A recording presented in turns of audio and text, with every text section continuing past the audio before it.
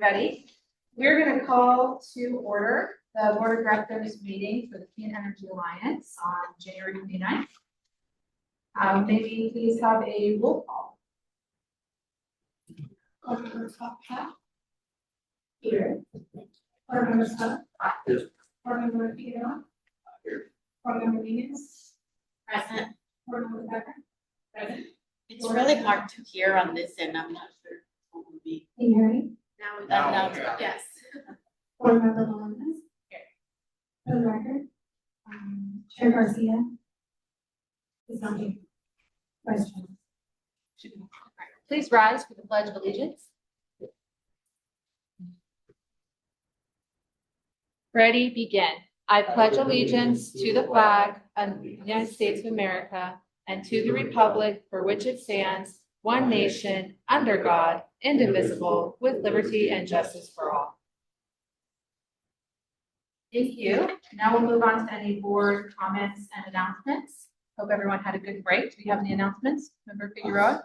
Yeah, just really quick, I want to acknowledge CDA staff member Rob Howard, who was acknowledged at the NAACP annual event last week as Oceanside's volunteer or community member, community leader of the year. Rob's done a lot in our community, and so it was really awesome to see him acknowledged by the NAACP, the city of Oceanside, to receive that award. So we're really thankful that Rob is a part of the CA team, but we're even more grateful that he is a resident and just someone that a resident of Oceanside and devotes so much to our community. Very good. Thank you for that. Congratulations. Thank you. Great news. Is there anything you'd like to share? Thank you. Thank you. I appreciate you. Thank you so much. Any other updates from the board? All right, we'll go ahead and move to public comments. Do we have any public comments? We do not have any public comments. All right, we'll move to the approval of the minutes. Last minutes were from November 20th, 2025. So a motion to approve. So moved. And a second? I'll second. Thank you. Do we please have a vote? Board Member Patel. Aye. Board Member Scott. Aye. Board Member Figueroa. Aye. Board Member Venus. Aye. Board Member Becker. Yes. Vice Chair Garcia. Yes. Chair Melendez. Yes. Thank you. That item passes. Move right along to our first item, the Energy Alliance Board of Directors, Chair and Vice Chair. Is there any presentation on this? No, Chair, that is, just wanted to state that policy allows for board members to serve on the board as chair or vice chair for unlimited terms as long as it's not more than 2 consecutive years. Four years, that is nominated for 3 years. I'll just share that I've really enjoyed serving as your chair for the past year. Our policy is that we have a term of a maximum of 2 years for someone to serve consecutively. And I encourage anyone who's interested in serving as chair to participate. I think that there's a lot of great insights that can be gained, especially if there is rotation. I'm happy to serve for additional time, but I am, also open to kind of developing that within the entire board. I think that you've done a great job as chair. Thank you so much. And our vice chair has been stellar too. He hasn't gotten a step up yet, but if you are both amenable, I would love to see you guys both again. So my motion would be that we keep the chair and vice chair as is for another year, unless anybody else wants to fight them for it.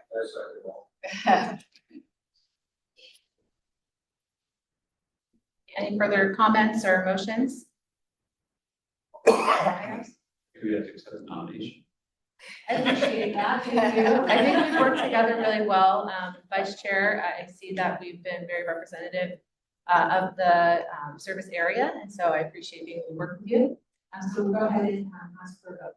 I just want to say that I concur with the comments that have been shared. Thank you, Sharon. Any further comments? Yeah, I want to echo that. I think we're a good team. I think we complement each other well, and I appreciate everything everyone's input and the dynamic that we have here. Thank you. Board Member Lopez. Aye. Board Member Stout. Aye. Board Member Figueroa. Aye. Board Member Hernandez. Aye. Board Member Becker. Yes. Vice Chair Garcia. Yes. Chair Morales. Yes. Thank you. That item passes, and that's very supportive for our staff too, to be able to have some consistency over the next year. But one of the last things I'll say on this topic regarding chair and vice chair is that we have a number of additional responsibilities, specifically risk oversight. And I would just encourage any member to at least have a touch point with our CEO over the next year regarding risk oversight. Greg is available for questions as we're serving as board members. And as I've been serving as chair, my technical knowledge has increased, right, from not being super familiar with these industries. And I can then relay that information back to the community. So I just encourage everyone to seek as much information from the organization that you can in your role as board member. Moving on, we'll have a presentation, the state of nuclear industry. And this is an item we all were excited to hear about. So thank you for putting it on the agenda. Thank you, Chair. Okay. So following a discussion we had at the board last September, during which we had a presentation of our power procurement strategy and what to look forward to, and our staff put together some excellent work about the cost and availability of various resources, primarily geothermal and other 24/7 resources, including nuclear energy. The board had asked that we come back to you all and have some informational presentations to educate. If you're recording, you're muted. I don't know if that matters if you want this for record. That's actually my laptop, so. So sorry. Okay. Thanks.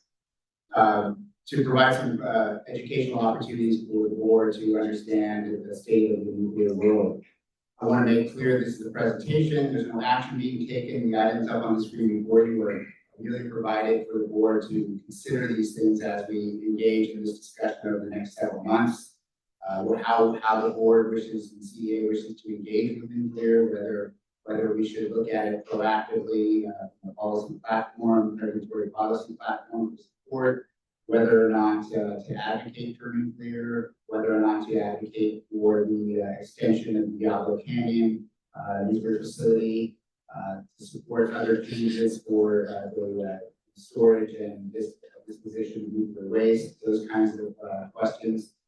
Whether or not in time we need to address our JPA, as you probably noticed, silent on a specific position of nuclear energy. Whether we look at procuring nuclear as part of our portfolio, as you know, we do currently take the allocation from Diablo Canyon. And then on the other side of the spectrum, and we hope to get a broad perspective on nuclear from people that we invite to speak here. Whether we just take a business as usual approach, we could take on and continue to take allocation from existing facilities, not to engage in any proactive policy matters or policy platform changes, whether or not we must support the state's engagement with nuclear. Some of the technologies we're likely to hear a lot about are small modular reactors or SMRs. Those are a big part of the discussion on data centers right now across the country. And so these are some of the topic items that the board may wish to consider. And then, of course, at the bottom of the screen, you can see that it could be a grab bag of these things. We could look at a policy approach or a combination of any of these items. So really encourage the board to listen to the presentations that we provide. We're lining a couple up for the next meeting as well, in the following meeting. So with that, I wanted to then introduce our first speaker, who comes to us by way of a distant city, a couple blocks away, as you call that. As a result of your request, we reached out to the American Nuclear Society and asked for connections to experts in the field that might be able to come and speak to you. ANS introduced us to Mehdi Samar, who's here with us today. He's been a contributor to the ANS for 60 years. More than 60 years, and as I mentioned, he's a resident of been involved in nuclear lectures and presentations across the country. Thank you, Mr. Wade.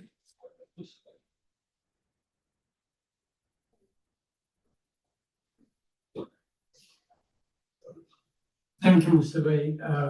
It's a pleasure to be here to talk to CA board members, and in particular, this young man, Dan. And if it was 15 years ago, I would have hired him as a project manager. It is wonderful. He gave me an agenda. I've been in Carlsbad for about 17 years. We are East Coast people. 62 years in nuclear industry, 38 countries. I work in 6 countries with nuclear power. Graduate of the University of Michigan. We were already not doing so well this year. And high level DOE, US government security clearance, which we don't talk about. I have a lecture. This is customized for you based on Dan's agenda. I've given higher, lower level lectures that just about major universities across the country. So I'm a scientist, I'm an engineer, and what I say, to the best of my knowledge, is the truth. We don't bend, we don't twist information, and my references come from OECD, Nuclear Energy Agency, NRC is okay, but I don't quote New York Times or LA Times. I just don't trust them. They write what they want to write. That's called science. Next slide. Now, this is a 1-hour lecture to be condensed in 20 minutes. I'm going to talk very fast. This is the agenda that Dan gave me, and he got me into trouble because he wants the world history, fusion, SMRs, Diablo Canyon. So I'm going to do the best I can. Just Dan is my friend, is a reactor operator at Edison, Sanofi. I worked there too. You're not expected to know that on December 2nd, 1942, that's when I was born, by the way. Enrico Fermi, for the first time, developed this chain reaction. With fission uranium atom. Eventually, it resulted into our nuclear weapons, and today the world has thousands of them. Now, there are sad stories in America, like, by the way, whatever is in blue is important, whatever is in gold blue is double important. 1957, the world's first nuclear reactor in Pennsylvania, my state, I was there 18 years, was built. We had 112 nuclear plants in 1990, 112. Sadly, today we have 94. The best way to fight climate change are 6 renewable energy sources and nuclear power, not fossil. 2016, we had 99. Oops, I went too far. We'll discuss some of these initiatives. Most of US plants were built between 1970 and 1990. Some of you may know there were 7 nuclear power plants at one time in California. 7. Now we have 2. High cost, public perception, anti-nuclear people, they're all the reasons. But the good news is 89 of our 94 plants, NRC has given them life extension. From nuclear plants are designed to work 40 years. Then we can extend them 20, it'll go to 60. The new plants are 60 years, go to 80. You don't find a single plant, wind power, solar, coal, fossil, to last 80 years. Yeah, I am pro-nuclear. That's why I'm a nuclear engineer. It's the best source of energy.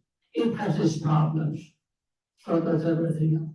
By the way, Admiral Rickover, I know of him, never met him. We developed the first nuclear submarine, they're all top secret, classified. But we have many other nations also have it. Now, What are recent projects? I'm gonna go very quickly. Thanks to the data center and AI, we can talk whether they're good or bad for the society. There is a need for nuclear power. Data centers today, a week ago, use 4% of the total US electricity. US installed capacity is about 500,000 megawatts. 500,000. It will go to 13%. Where is that energy going to come from? Coal, fossil, gas, renewable, solar? No. Nuclear. So Westinghouse, we call it 81,000. They're planning to build 10 more. Holtec, I like Holtec, they were in California to build the nuclear waste storage. The project got canceled because of problems we can talk about later. Holtec is planning to build a whole bunch of, we call it small. We went from 600 to 900 to 1400 to 1700. Japan makes 1700 megawatt nuclear plant. In America, the largest is 1200. Is there any issue? Yes. First, Michael. Oh, further away, sorry, thank you. Yeah, thank you for the reminder. So they're gonna build a whole bunch of 300, good for small locations. We built 1200 like Edison songs because California needs a lot of power. I've noticed, I've read about you guys, I know about you guys. You guys deal with the capacity of about 200 to 300 megawatts. So a single Holtec SMR today would meet your electrical requirements. Dwayne Arnold in California was shut down in 2020. Google just signed a 25-year agreement to extend the life of the plant for 20 more years to buy its power for its AI needs.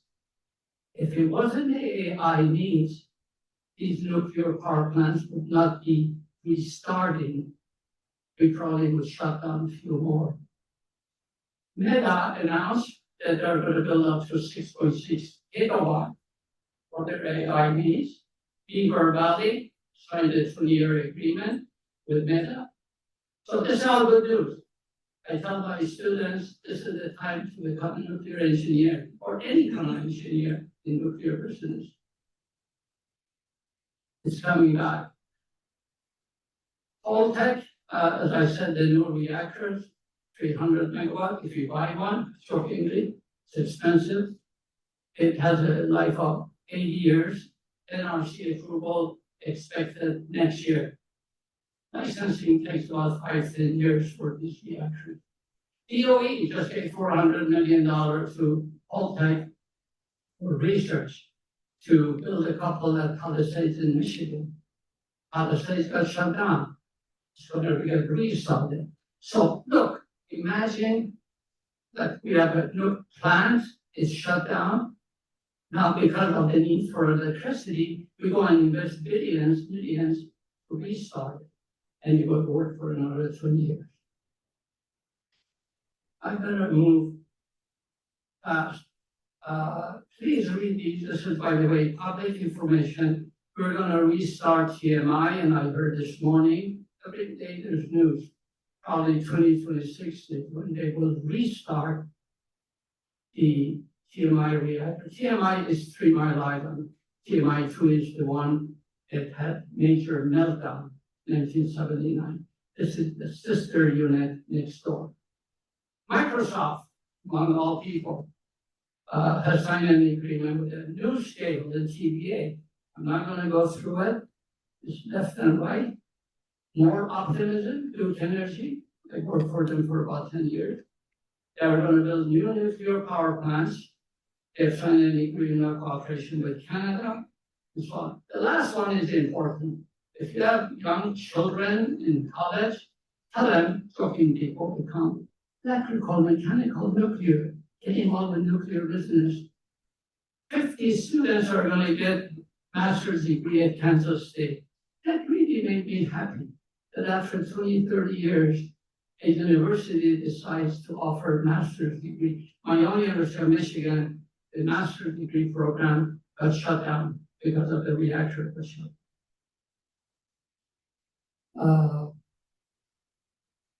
Then asked me to talk about Halo, that's high assay. It's too complicated. We have to make you guys nuclear scientists.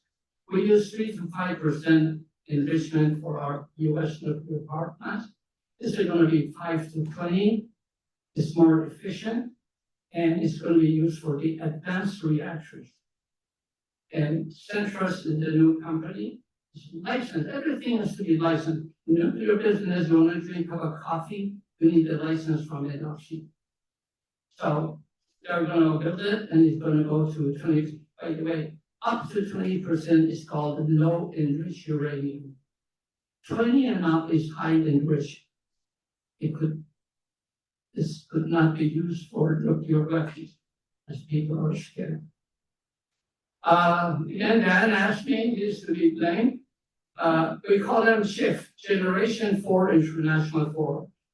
There are 6 advanced reactors that today US companies are working on. I put a whole lot of information in the appendix. Gas cooled reactor, lead cooled, molten lead, molten salt. By the way, MSR, SMR, don't confuse it. Sodium cooled reactor, supercritical reactor, high temperature reactor. These are the reactors that if students get involved in 10, 20 years or sooner, they'll be working at these nuclear reactors. We call them advanced reactors. Generation 4. The current US plants are generation 3 or 3 plus. Fusion. A little bit of fusion. Why fusion? Fusion, fission. ITER in France, Cambridge, are working on it, investment of $10 billion. They expect to have the first initial plasma by 2035. Do I believe that? Maybe not. Fusion is always 50 years away. So still they're working on it. Fusion energy is projected to reach 10% of global electricity generation by 2100. This is important. It's north of San Diego. Lawrence Livermore National Lab. For the first time in 2022, Big Bang, the first company, they reached what we call ignition, NIF. The fusion equation, I said to them, we're going to make you guys nuclear. If you add deuterium, isotope of hydrogen, plus tritium, another isotope of hydrogen, it produces helium, which is helium in the balloon, goes up in the air, plus 17.6 MeV, million electron volts of energy, it's a ton of energy. So, apparently they focus 192 lasers and they input 2 megajoule energy. They got 3.05 megajoule energy out. That means you got more energy from fusion. That's what fusion. Someday, fusion will replace nuclear reactors. But believe it or not, like oil and coal and gas, we will run out of uranium eventually. San Diego, I've given lectures to them, a lot of friends. They're fantastic. They exported the largest magnet to ITER south of France. The manufacturer of the ITER magnet is company next door to you guys. The application, Mr. Wade talked about it, so I included it. 2 plants. If we shut down these 2 plants, you will have grid instabilities in San Diego because we shut down Edison. Shutdown of Edison was wrong. If you want, that's another hour lecture. Because I've been there, we've inspected them, and I know exactly what happened. It could have operated for another 20 years to produce electricity for 2 million people. So there are problems with the operation. They asked for license renewal. NRC extended the license to 2045. for the politics, California Coastal Commission, and everybody has a view. You know, it's just like, this is so technical. Engineers don't understand it, but everybody has a view. I work with California Coastal Commission. They approved the extension because if it didn't, it would cause great instability in the whole state of California. Okay? Governor Newsom signed SBA 46. I'm going to go fast. Great instability I talked about. Note 1. Okay, this is very important, and I want to take a minute. The state of California has a moratorium on nuclear power until the federal government identifies nuclear reprocessing. Give me a break. We had a reprocessing facility, Clinch River. President Carter shut it down in 1978. Where were you people? Some of you were not born. You gotta have a sense of humor. So, the spent fuel at Sanofi, I visited there. I've taken my children there and wife. You can make an appointment and go see. The spent fuel shall stay there until 3 things happen. Nobody can move it. Nobody. Not governor, not CA, not me, nobody. Until we have a deep geological repository such as Yucca Mountain, which we shut it down. They're very good at shutting down things. We could have been the first country in the world, not Finland, to have a DGR. Or build a reprocessing plant, or transfer the fuels to South Texas, Andrew County, which has opposition because of interstate movement of spent fuel. So, see, this is where science comes in. If anybody gives me $1 million, I will not change my view. The spent fuel at Sanofi shall stay there until further notice, until one of these 3 things happen. France reprocesses, and we should learn from them. Sorry. There are 4 tables here, and I'm nearly done. Dan, don't throw me out. These are very important, comes from another lecture. LCOE is another, Dan asked about comparison of cost. LCOE is called the levelized cost of energy from beginning to the end. These are varying. If you go to OECD, IAA, one word, Statista is a German Hamburg company, very reliable. I recommend, rather than domestic references, go to some of these references, nuclear energy, and they're nonprofit, it's OECD. So, but Dan may say, I don't agree with these numbers, and I say I agree with you. But these are typical numbers, could be up and down by 10, 20%. But it gives you an idea that nuclear power, which was about 2-3 cents a kilowatt electric, now it's about 14, thanks to Westinghouse to screw up, and Georgia Power. We built a plant at a cost of $30 billion in 15 years. It was supposed to be 8 years and $12 billion. So nuclear cost, sadly, has gone up because of bureaucracy and NRC. But look at it. Roughly, geothermal, all your renewable energy sources, solar, natural gas. You know, gas is very cheap, so nuclear power has to compete with gas. That's why utilities don't want to build nuclear power, like Edison. 2 more tables. This is my favorite, close to my heart. It's called carbon footprint. Look at carbon footprint on nuclear, wind, offshore, onshore, and hydro from 4 to 12. Grams, we go metric, we don't use pounds and whatnot. Grams CO2 per kilowatt hour. Please go to coal from 760 to 1700.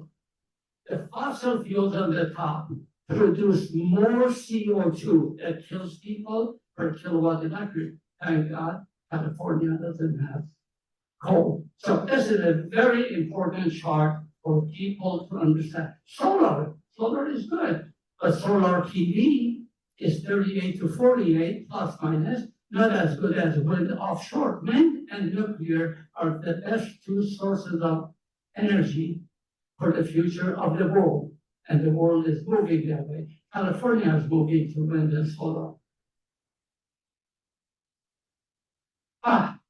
Capacity factor. A nuclear plant such as Edison runs for about 93% of the time. Shuts down, refuels goes up. Look at the capacity factor of even solar, 24%, geo, 65%, coal, 42%. Efficiency of a nuclear power plant is more than twice that of a coal plant. People don't get it. And we keep building more coal plants in our country. Gas, 60. It's not.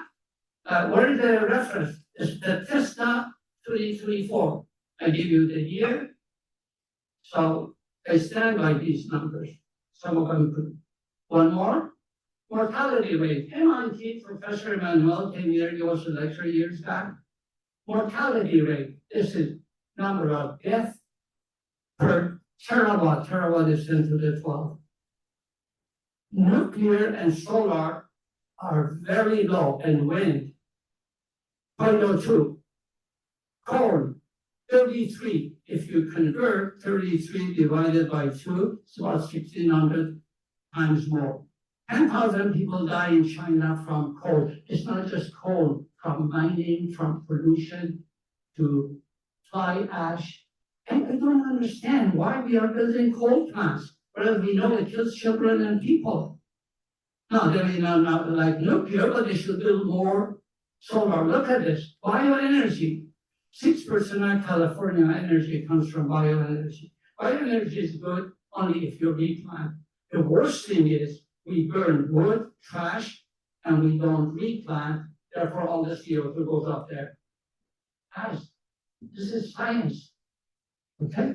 So, I really would like, I teach my grandchildren, when I choose a source of energy, I have to look at levelized cost of energy, carbon footprint, mortality rate, and carbon footprint, all 4 parameters.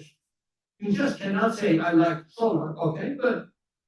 Wind kills birds. Wind transfers humidity from San Diego to Las Vegas. I've been to Palm Springs, 10,000 wind towers are there. They transferred the dry air from desert to San Diego. It changes the climate of the universe. But I love wind. I love all 6 renewable energy sources. And I've given 4 or 5 university lectures. If you guys are interested, we will talk to you about renewable energy and global nuclear waste. I'm nearly done. I'm not done. The good thing in America is that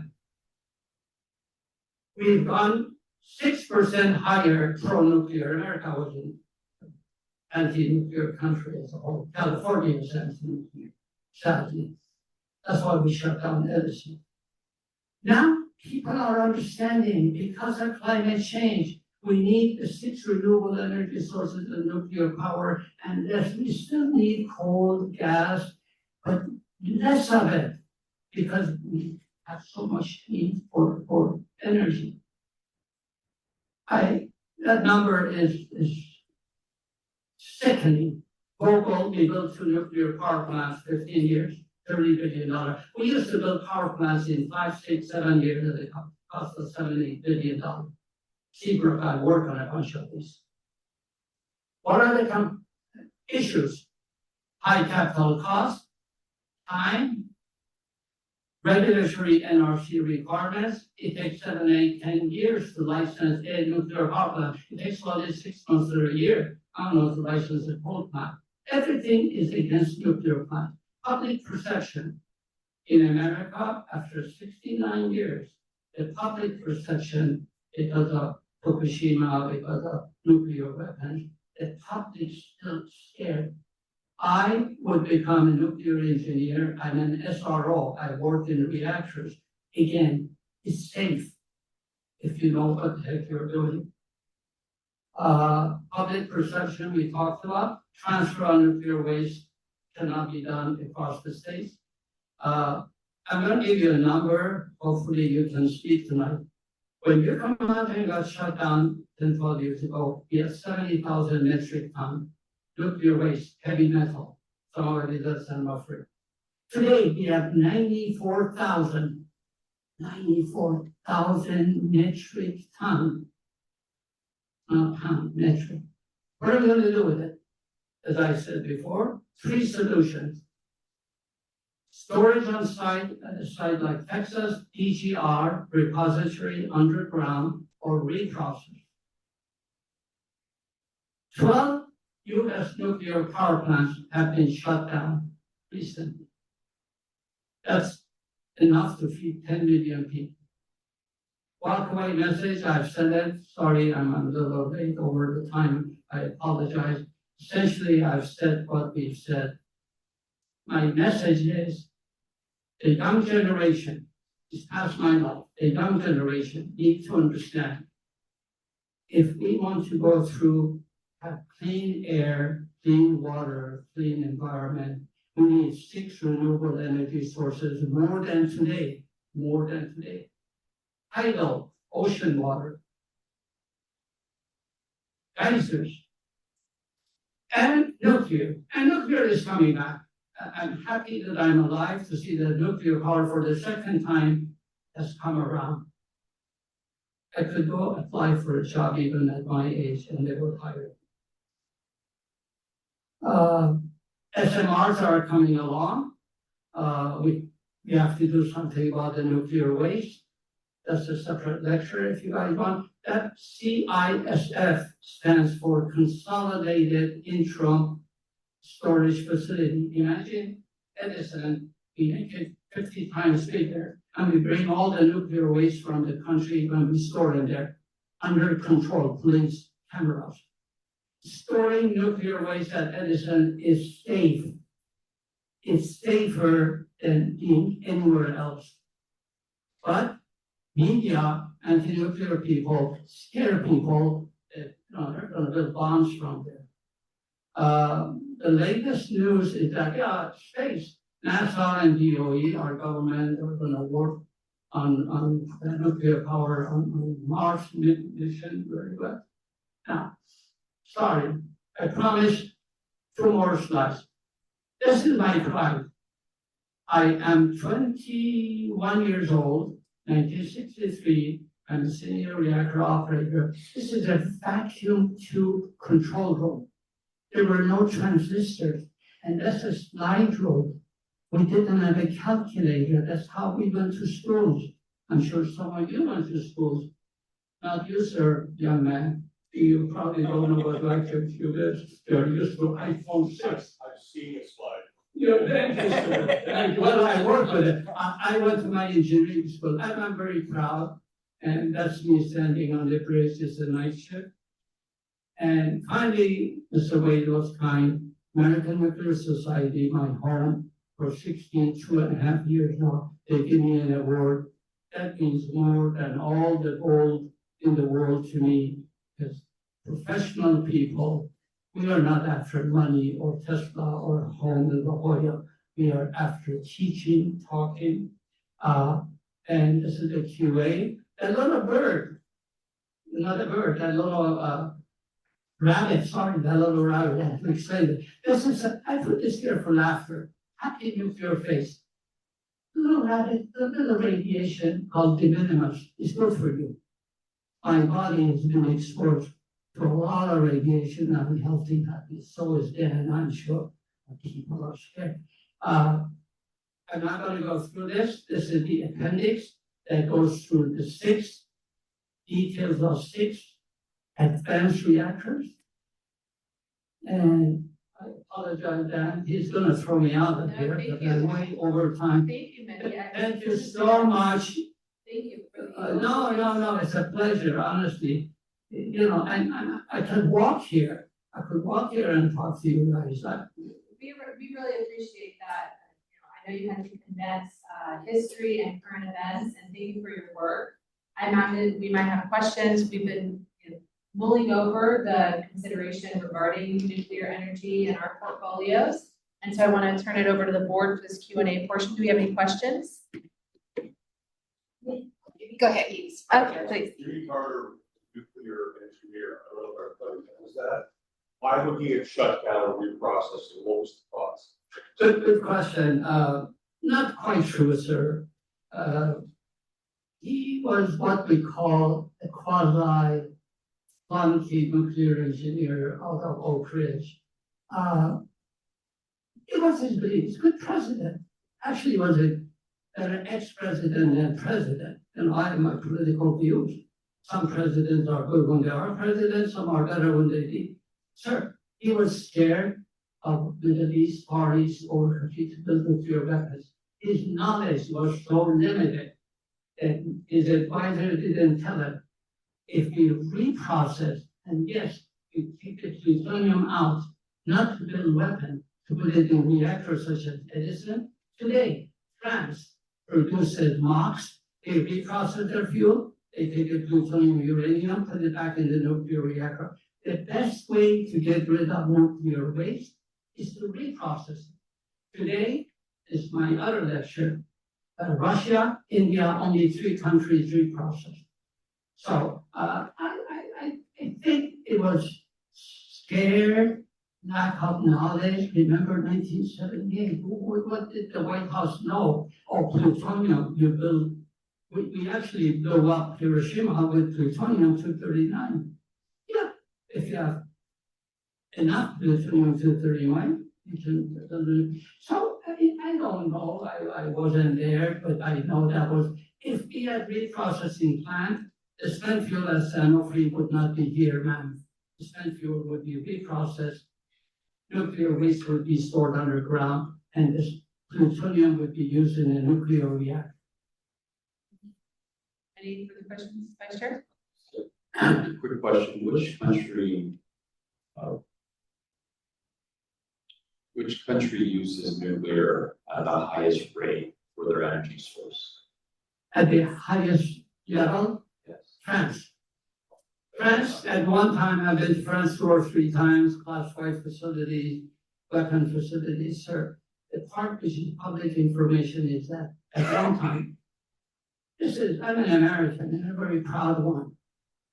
It is sad that we as Americans taught the world, Russia, China, France, about nuclear power. France is about 20 years ahead of us. Japan is 15 years ahead. Korea is 10 years ahead. The world is ahead of us because we slept at the wheel. But the answer, about 80% of electricity in France comes from nuclear plants. I think there are 53 nuclear power plants. After that, it's Russia, it's China, Japan had a lot that shut down because of Fukushima. Korea, I was there a year, they have 26 nuclear power plants. We're building 2 more. The world, sorry, so you ask a question, I go on. The world has 439 nuclear power plants is settled. America has 94 of them. We still have the highest number. Well, we could have had 154 because we started it. We slept at the wheel. The industry, our government, they got ahead of us. So France. The answer is France. Thank you. I appreciate the insight. Sure, you're welcome.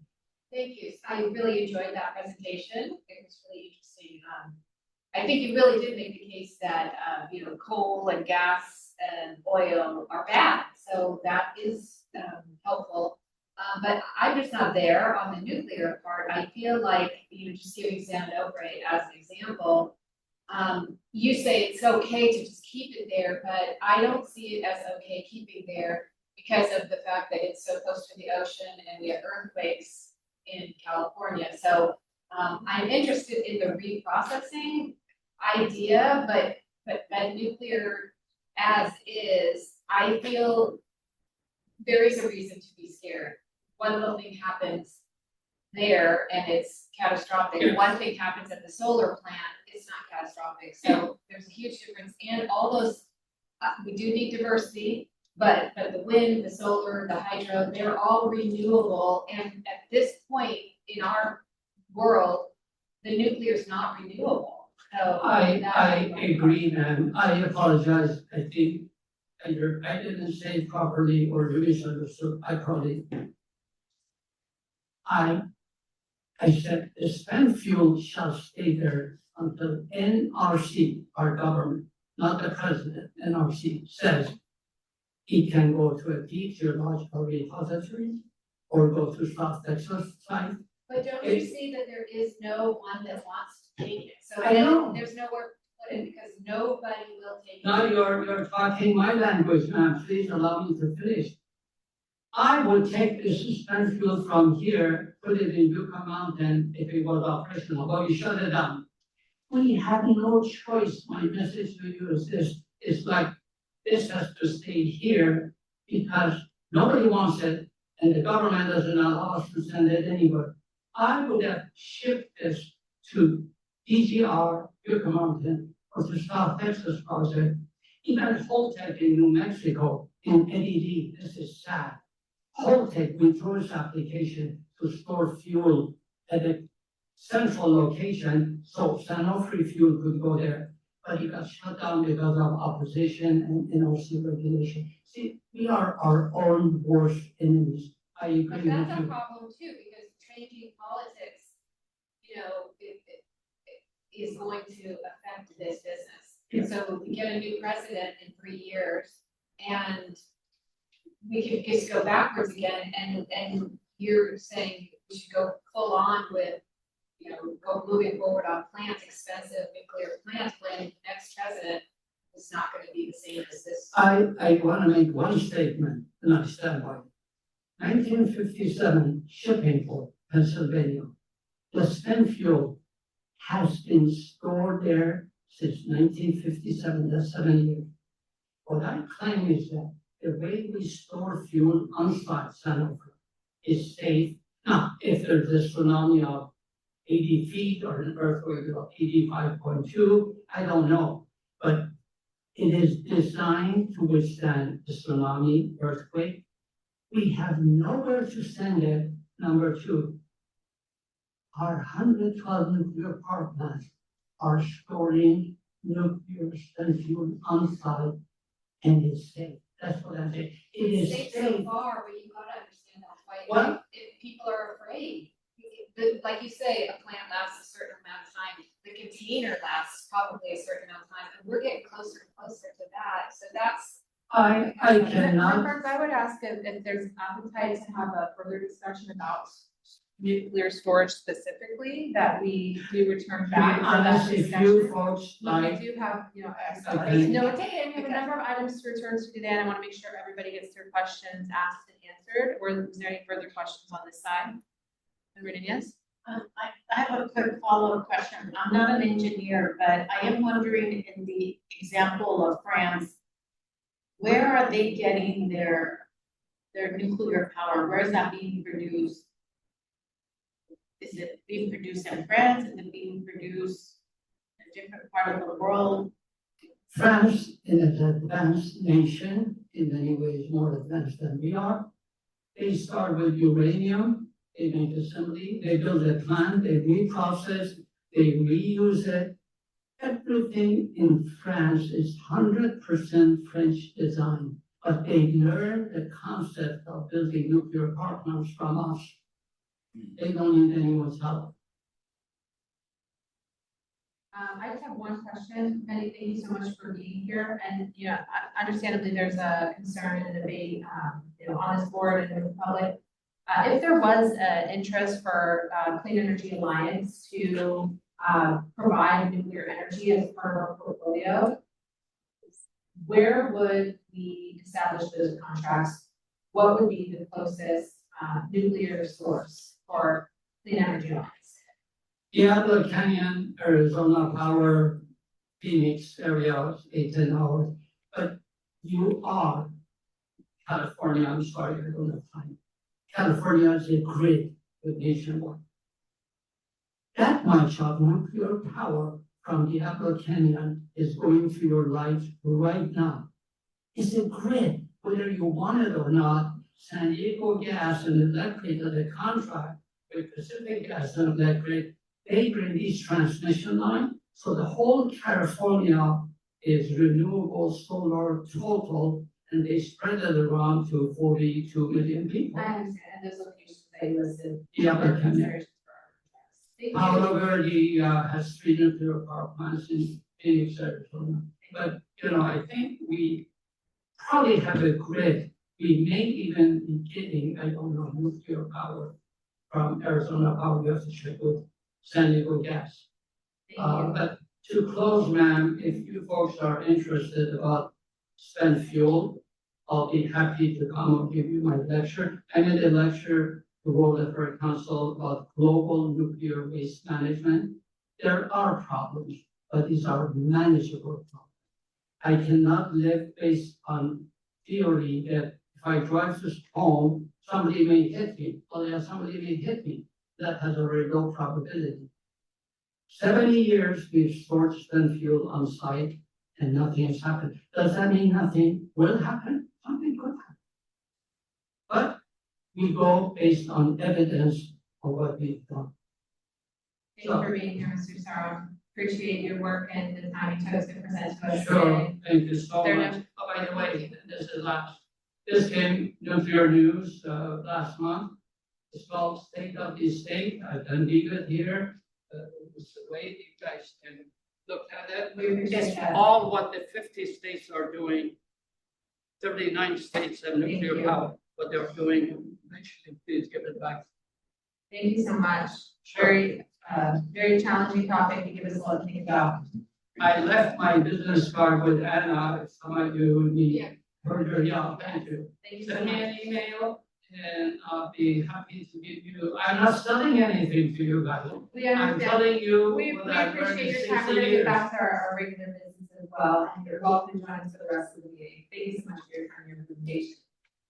Thank you. I think I'll stay for a while Appreciate you. to relax. Yeah, very good. We're gonna move on to our consent calendar. I believe we have an update from our clerk.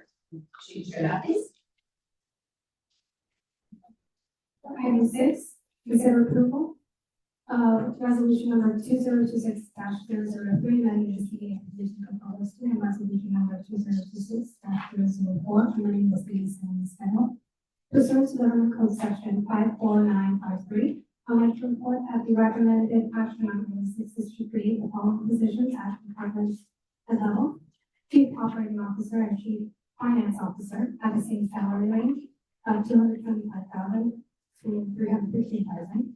Senior Financial Analyst / Finance Manager at a salary range of $135,000 to $225,000. And Power Supply Program / Customer Engagement, Regulatory and Legislative Affairs, Finance, Human Resources, and External Affairs with salary ranges of $195,000 to $280,000. Of the positions mentioned, only one, the Senior Financial Analyst / Finance Manager, is being actively recruited. Thank you. So in total, we have 12 consent items. Can I just get clarification, Joe Manager, of that disclosure name? Can you explain for that disclosure name? For those, all of you have attended for ED 12 employee training. Part of it is the Brown Act. The Brown Act requires that we verbally read out any compensation for executive team members for the agency. In this particular case, this is contemplated that at least one position is being actively recruited, which is why we have to. Thank you so much. So with that disclosure and those 12 items, do you have a motion on the consent calendar? I need a motion second, please vote. Board Member Bucktown?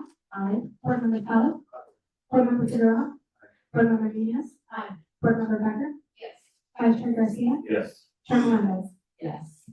Next, we have regulatory update from Hughes and Fox. And I would ask him, thank you so much for joining us. We're going to have this be a brief presentation. We still have a closed session item and a public hearing. Thank you. All right, good afternoon, everybody. Chair Melendez, Vice Chair Garcia, members, thanks very much for having me. So we can go to the next slide right away, please. We're going to talk about SDG&E's 2026, one before that, thank you, Energy Resource Recovery Account, or ERA forecast case, hopefully for the last time. This is the case, as you will remember, where our power charge and difference adjustment, or PCIA rates, are set. Those rates are a big part of your customers' rates, but they are a part of those rates that Clean Energy Alliance itself has very little control over.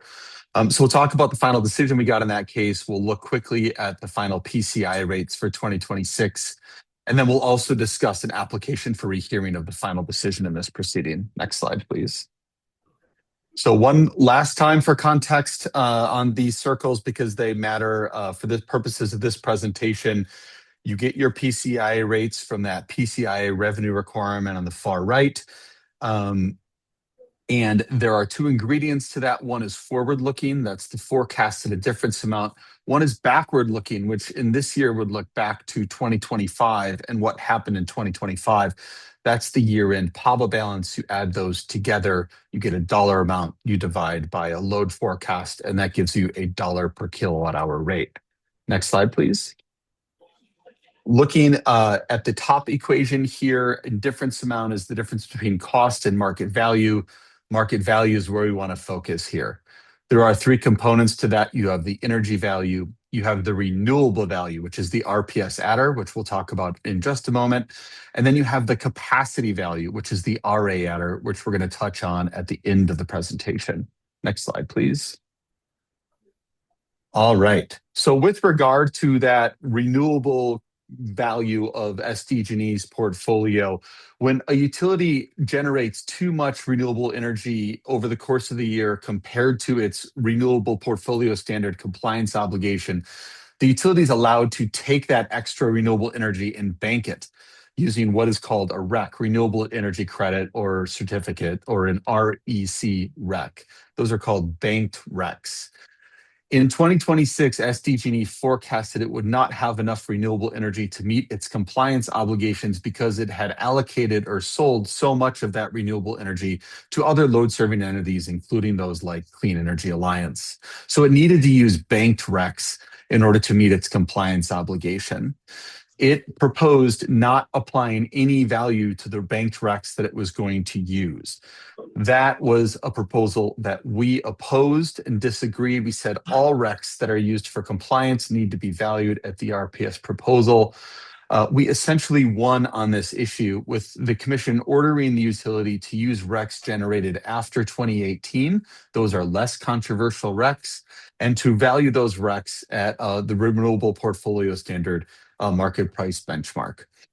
So this is good news. What that did is it increased that value of renewable energy, that increases the market value, that reduces PCI rates. So a nice win from the commission on this issue. Next slide, please. The problem is that it was a small win when compared to the other market forces that we're seeing in this case and that we've talked about in prior meetings. If you look at the column here that says December 30 advice letter, this is your final 2026 PCIA rates. You can see they've gone down a little bit from the November 17th advice letter that we talked about last time we spoke, but they're still fairly large increases. Next slide, please. So you can see those increases across the board here. These are big numbers. 3 cents to 5.5 cent increase is not a small electricity rate increase. And I think one of the most frustrating parts for me from this is that when the commission approved this decision that brought these rates into play, none of the 5 commissioners discussed this large rate increase. They didn't say anything about the hardships that customers in San Diego County were going to face from this large increase. And that's really disappointing. These are the people that are charged with keeping everybody's rates low. Next slide, please. So what I've done is I've channeled some of my frustration into the appeals that we have filed on this issue. So recall the resource adequacy market price benchmark, that RA adder. The commission changed how that RA adder is calculated. And that's one of the big reasons that we're seeing rates go up for us. The commission approved that change in decision 2506-049 in the first bullet here. What it did is it not only changed how that RA adder is applied going forward, so that would have been for this year, for 2026, it also changed how that RA adder was calculated for 2025. So it applied it retroactively. State statute does not allow the commission to change rates retroactively. The commission cannot modify a rate that was set for 2025 in 2026 and then apply that change backwards. So CEA's trade association, CalCCA, filed an appeal in the Third Appellate District in California, stating that the commission engaged in illegal retroactive rate making when it required that revised benchmark be applied backwards. In addition, this year's ERA forecast case implemented that decision, and it significantly reduced the value of SDG&E's RA portfolio, again, on a retroactive basis. So it basically went back and said, no, no, no, this is how rates should have been set in 2025. That change dramatically increased 2026 PCI rates, which we just saw on the prior slide.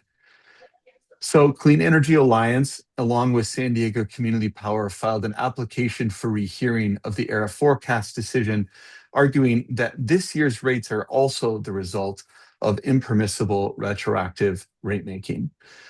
We just received SDG&E's response to that application for rehearing, and we'll see how the commission rules on that application for rehearing in the coming months.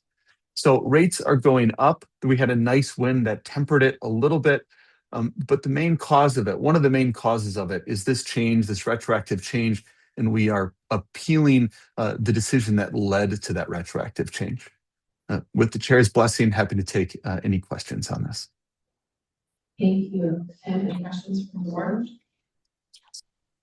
Thank you. Keep monitoring this course. We have any comments from the public? We don't have any comments. All right. Well, thank you, Sam. And keep monitoring that. We'll go on to our next item. Our Thanks very next much. item is a public hearing, concerning adoption of resolution to approve a rate of credit for residential and non-residential customers. Thank you, Chair, members of the board. As Tim Nimble just pointed out to you, that's a good segue into this next topic, which is to consider two actions on our rates. One would be to consider a rate relief credit for both residential and non-residential customer classes, as well as a proposed rate decrease for agricultural rates. By way of background, as Tim just mentioned, the PCIA rates were final on December 31st. In addition to SUV bundled rates going up by about 14% on average per kilowatt hour, and on the rate class, the PCIA, as we've just seen, have gone up significantly. An average increase in our service class of service territory, 4.8 cents per kilowatt hour. As usual, the different vintages, we have 4 different vintages in CEA's territory, are differently impacted. The lowest, or sorry, the highest PCIA now is 20 vintage, most slightly higher this on 7 vintage. And the largest increase year over year that we saw was the 2023. Based on the current rates, if we were to hold rates firm and do nothing, there would be a premium that our customers would be paying on a monthly basis over our income value in USDG. This shows that comparison. Now, what we were tasked with doing is taking a look at our highest populated or enrolled rate class in residential, TOU time of use DR1 rates. You can see in the upper left-hand corner, SDG&E's bundled residential customers at 41.4% renewable, average monthly bill of $174. Look at that average consumption of 361 kilowatt hours per month. You can see that out in the yellow below on a monthly average, the premium that would be incurred for our Premium Pack Plus, which is in the middle, our default product rate, which provides 50% renewable and 75% carbon free. And the rate that we wanted to address and the board directed us to look at was the 50% base product, 50% renewable, which again is quite a bit higher than the renewable content of SDG&E's bundle rate. As I mentioned, the vintage year 2020 is the highest PCIA, so they would pay the most with average premium increase in our default product of just over $13 a month. And the clean impact, so that premium would be $12.71 from us. Again, if we held rates firm and did not respond to these significant PCIA increases. And as I mentioned, most of CEA's residential customers on the TAU rate. So Our recommended option for rate relief is to apply this to our base product, our clean impact product, to set that rate to be at parity or better than SDG&E's monthly average rate, and use the PCIA vintage 2020, which is the highest PCIA vintage, as the barometer to set that credit for rates on the TOU DR1 side. So that majority of customers, as I mentioned, are the net rate class. On the non-residential side, the highest enrollment is in the TOU AS rate, when 80% of our customers are enrolled in that rate.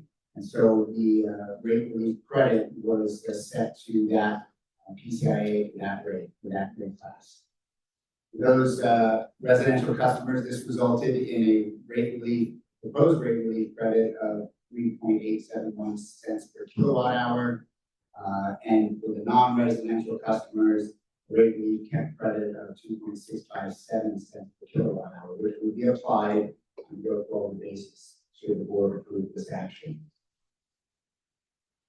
Just as a reminder, just to show our distribution of enrollment, we have 3 rate products. As I mentioned, the one that we're looking at now is the impact or base product, 50% renewable. Our default product, which by far has the highest enrollment, 50% renewable, 75% carbon free. And the green impact, or 100% renewable, which we're not too concerned about. Most residential or commercial customers who have opted in that rate do so for reasons beyond cost.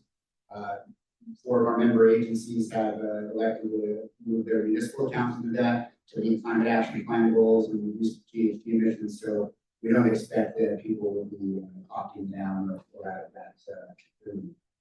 So the proposal is to apply this beginning February 1 for 11 months. Customers who contact us or who are thinking about wanting to save money or to prevent, for example, opt-outs would be asked to consider the opt-down to this clean impact rate.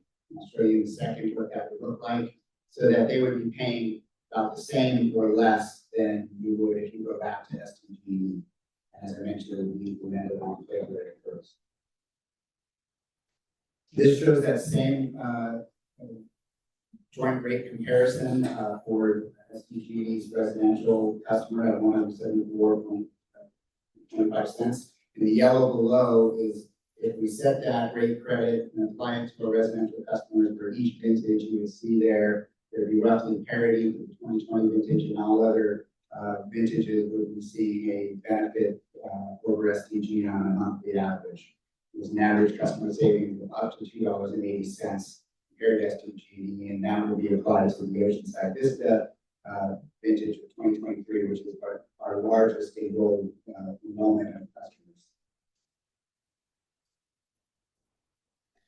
So on the small commercial, I'm just going to show you the small commercial. There's various rate classes in non-residential, small commercial, mid and large commercial, agricultural, and lighting. Just to give you an example of applying the non-residential rate credit, you see there that the average cost per month is $445.67. You can see what the rate premiums are below, and the savings on the far right for that clean impact product, ranging from 24 cents per zero at parity to $8.02 per month on average. When we were doing these calculations and assessing and analyzing the application of the non-residential rate credit to our customer classes, we noticed something specific to agricultural rates. And that is that if we apply that rate credit, roughly over 2.8 cents per kilowatt hour, to the agricultural rates, there would still be a premium paid. You can see that in the peach color on the far right. That would be the premium of that rate credit. What that told us is that agricultural rates have needed to be recalibrated and therefore reduced in order to have the same benefit for all rate customer rate classes in non-residential category who wish to save money and opt down to the clean impact product. So we're recommending a 6.9% rate adjustment downward for the agricultural rates. It's important to note that there are only 291 such customers in our entire service territory. So the impact to our overall budget would be quite easy to manage. And so that is a recommendation for this public hearing in addition to the rate cuts. So when we apply that 6.9% rate reduction, you can see there on the far right, the same rate class, that the savings would range from 12 cents per month on average up to $8.22. So roughly the same spectrum of rate savings across the board for those customers as compared to residential customers.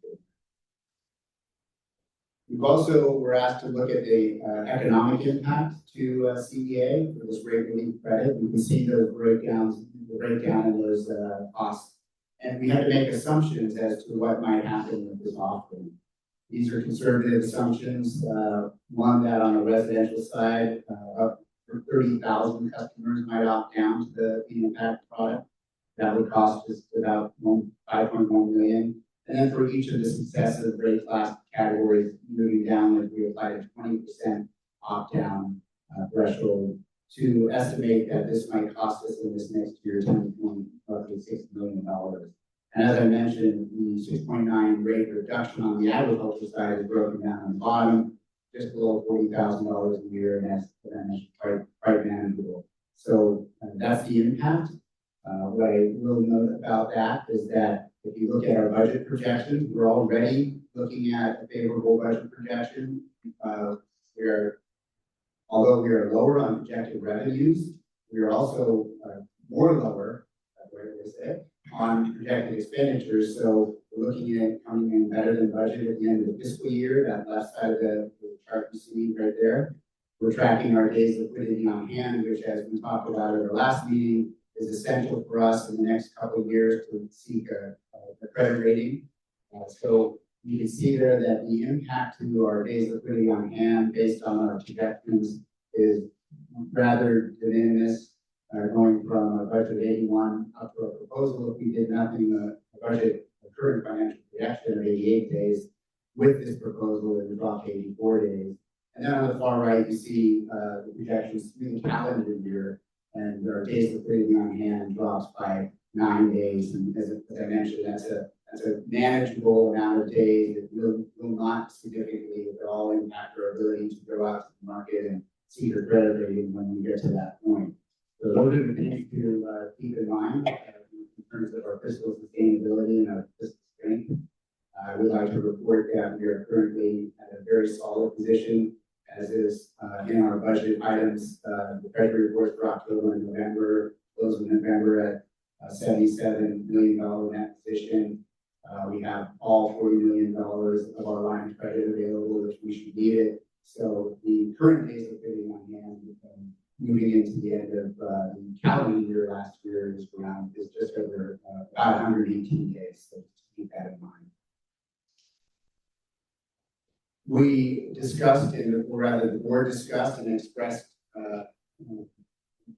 provided comments about how we intend to roll this out and what kind of marketing we would do, and recalling that there's a balancing act here we have to do. One of our primary goals here is to reduce greenhouse gas emissions, increase the supply of renewable and carbon-free energy sources on the grid and to our customers, which is sort of antithetical to overtly and aggressively encourage people to opt down to 50% renewable. However, given the state of the market and where people are, and understanding and appreciating that folks can benefit from savings, we intend to embark on a communication strategy where we provide communication toolkits to members of this board, handouts, flyers that you can then disseminate to your respective city councils, your constituents. We will provide it to other stakeholder groups so that they can provide that information. We plan to engage in social media outreach targeted to communities of concern, those that historically struggle with costs, including these increasing energy costs across the board. We are actually just about to launch and announce the launch of our bill calculator tool on our website, which is a transparency measure so that customers can go on our website, compare their bills to what the incumbent IOU provides, so that they can look at our various rate offerings, product offerings rather, and compare those costs. And then we'll also be providing information on our website, and we'll release the FAQs in our information and provide links in the FAQs that we distribute. Then, of course, some CCAs, and I want to also stress that this is not unique to CEA. PCIAs have gone up significantly across the state. All CCAs are looking at ways to manage those increased PCIA costs through a variety of means. And so one of the things that we noticed is some CCAs are holding customer rate webinars. So we thought that would be a good idea, a useful tool to invite members of the public to engage in those. So that's the engagement and communication strategy. We're seeking approval of 2 resolutions, 2026-009, which would approve the rate relief credit, both on the residential and non-residential side. And then also the approval of 2026-010, which would approve the decrease in the ag rate. I'm happy to answer any questions. I also mentioned that Andy Stern, our CFO, is on the call. Happy to answer questions. Thank you. We'll take a moment to see if there's any comments from the public. We don't have any public comments. All right, thank you for that presentation. We'll move to member comments. So thank you for all that creative, great relief. Really appreciate you taking a look at that and taking that deep dive. You made a point of mentioning that most people are on the time of use VR. That. Does that mean that only those people that are on that program can benefit from this, or? Thank you for the question. No, this rate credit will apply to all customers regardless of what rate they're on. Okay, and so, and I think you clarified it right there at the bottom. We are just across the board going to lower the agricultural rates to where they need to be in fairness. Correct. Okay, I was going to say they don't have to opt in. No, that'll happen regardless, and then the additional rate relief will be by virtue of enrolling in these products. Okay, very good. Thank you. Thank you. My comments would be that I'm really pleased with the staff work on this item. We came to you with a concern regarding rate increases and our constituents' concerns. And we've also been pushed for financial sustainability and making sure that we can not only meet our covenants, but have an opportunity to do our credit. And so I'm very pleased with the outcome. We've been able to develop a rate relief program that addresses the most vulnerable members of our service territory, while also maintaining a strong financial position. So for that, I would support staff's recommendation, and I would forward a motion to adopt the resolutions and establish a rate relief credit for our customers. Thank you. Is there any further? Thank you so much. Is there any further discussion? Yes, Member Nunes. Thank you, Chair. I just want to echo really what's been said. I'm very pleased to see what looks like might be adopting today. I think this is a very challenging time. I continue to receive really a lot of concern from residents and how difficult it is for them to try to pay their necessities, high rent, and their utilities. So I know this is a great concern for a number of the residents that we serve. So I am really glad to see what's in front of us. I know there's been a lot of work that's been put into to this, and so I just want to say that I'm really grateful that we were able to really navigate this piece and to conduct this balancing. So thank you for the work that's gone on, and I plan to support what's in front of us. And the other piece that I do want to acknowledge is that we are going to be actively letting our customers know that this relief is available. I'm really glad to see that piece. Echo what the rest of the board has already said, just thankful to the staff. Question, will we receive separately the social media assets, just in case if anyone within our community reaches out, so we can share with them? Yes, thank you for the question. We will provide that to all board members. We're filing up some of those FAQs and handouts, but they should be done hopefully by this afternoon or tomorrow, so we'll get that to you for this.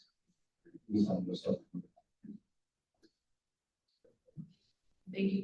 board, I look forward to voting on this item. My last comment would be that if we were not a community choice aggregate, but an investor-owned utility, this wouldn't even be on the public agenda today. This is only possible because we are a public agency and our duty is to our constituents. So I really appreciate the board pushing for this.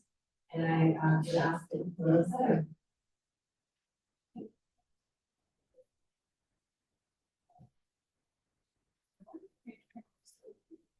Oh, I believe we didn't receive any comments from the public. We would go ahead and close the public hearing, which I think would be included in the motion. Board Member Patel? Aye. Board Member Spells? Aye. Board Member Figueroa? Aye. Board Member Diaz? Aye. Board Member Becker? Yes. Vice Chair Garcia? Yes. Chair Lawrence? Yes. Thank you, that item passes. And if there are no future items for the agenda, we are going to close the public portion of our meeting and move into closed session. Thank you. Joanne.